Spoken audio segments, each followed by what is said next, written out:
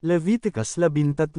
At sinalita ng Panginoon kay Moises at kay Aaron na sinasabi, pagka ang sinumang tao ay nagkaroon sa balat ng kanyang laman, ng pamamaga, o langib, o pantal na may kantab at naging salot na ketong sa balat ng kanyang laman, ay dadalhin nga siya kay Aaron na saserdote, o sa isa sa kanyang mga anak na saserdote.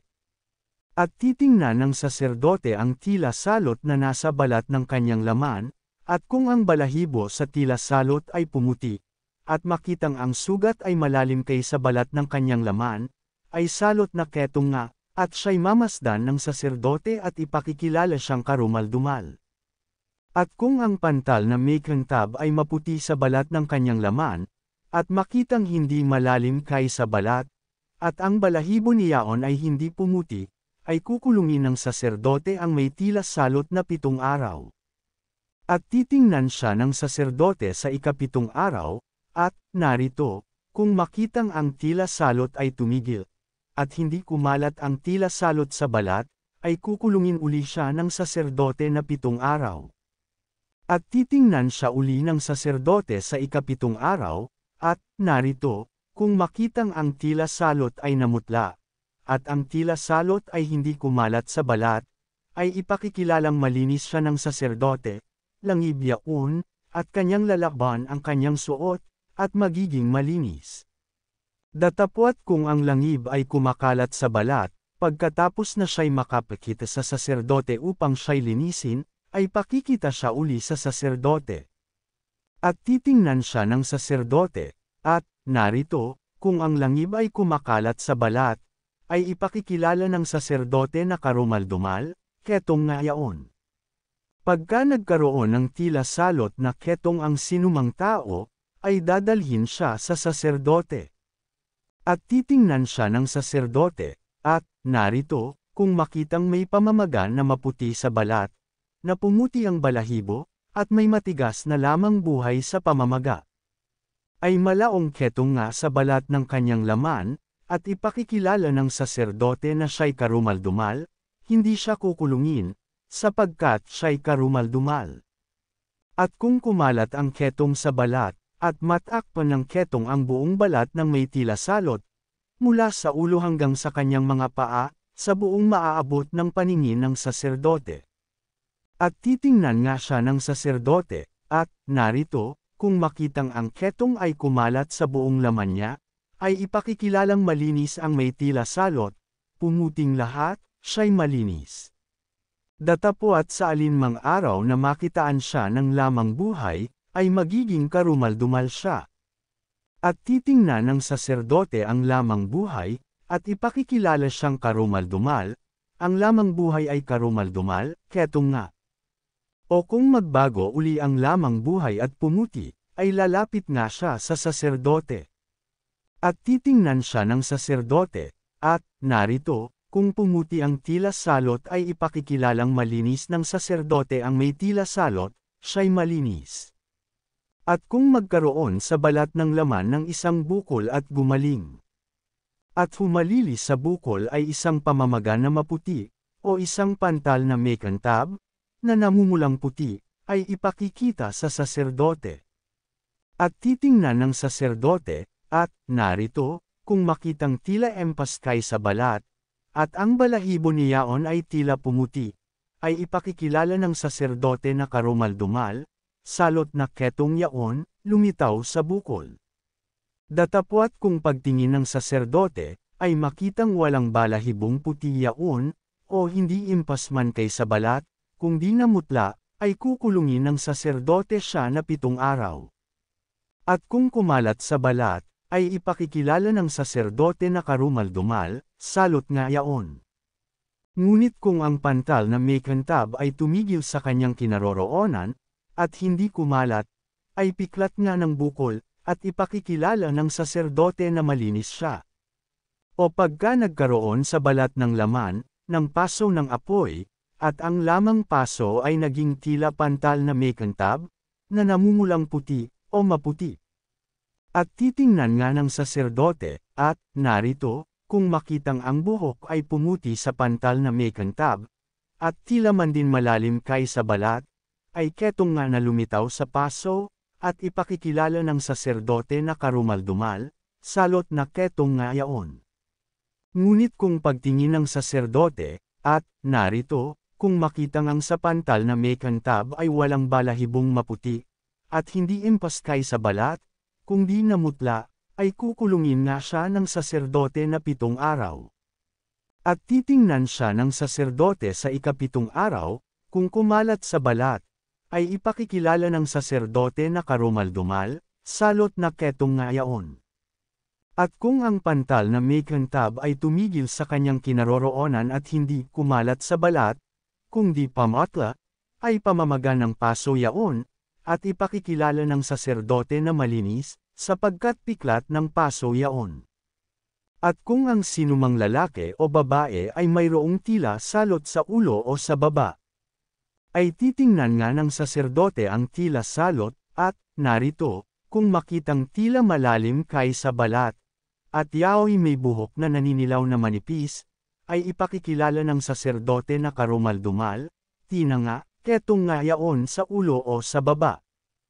At kung makita ng saserdote ang tila salot na tina, at, narito, tila hindi malalim kaysa balat, at walang buhok na maitim yaon, ay kukulungin ng saserdote na 7 araw ang may tila salot na tina. At sa ika-7 araw ay titingnan ng saserdote ang tila salot, at, narito, kung makita ngang hindi kumalat ang tina, at walang buhok na naninilaw, at tila ang tina ay hindi malalim kaysa balat, ay aaytan nga, datapwat hindi aaytan ang kinaroroonan ng tina, at ipakukulong ng saserdote ang may tina ng muling 7 araw. At titingnan ng saserdote ang tina sa ika-7 araw, at, narito, kung makitang hindi kumalat ang tina sa balat, at tila hindi malalim kaysa balat, ay ipakikilala nga ng saserdote na malinis at siya'y maglalaba ng kanyang suot at magiging malinis. Ngunit kung ang tina ay kumalat sa balat, pagkatapos ng kanyang paglilinis, ay titingnan nga ng saserdote, at, narito, kung makitang kumalat sa balat ang tina ay hindi hahanapin ng saserdote ang buhok na maninilaw, siya'y karumaldumal. Datapwat kung sa kanyang paningin ay tumigil ang tina at may tumubong buhok na itim, ay gumaling ang tina, siya'y malinis, at ipakikilalang malinis siya ng saserdote. At pagka ang isang lalaki o babae ay nagkaroon sa balat ng kanyang laman ng nangangintab na pantal, ng makikintab na pantal na puti, ay titingnan nga ng saserdote, at, narito, kung makitang ang nangangintab na pantal sa balat ng kanyang laman ay namumuti-muti, yaoy bani na sumibol sa balat, siya'y malinis. At kung ang sinoman ay maluganan ng buhok, ay kalbo gayon may malinis. At kung sa dakong harapan ng ulo naluganan ng buhok, ay kalbo yaon sa noo gayon may malinis.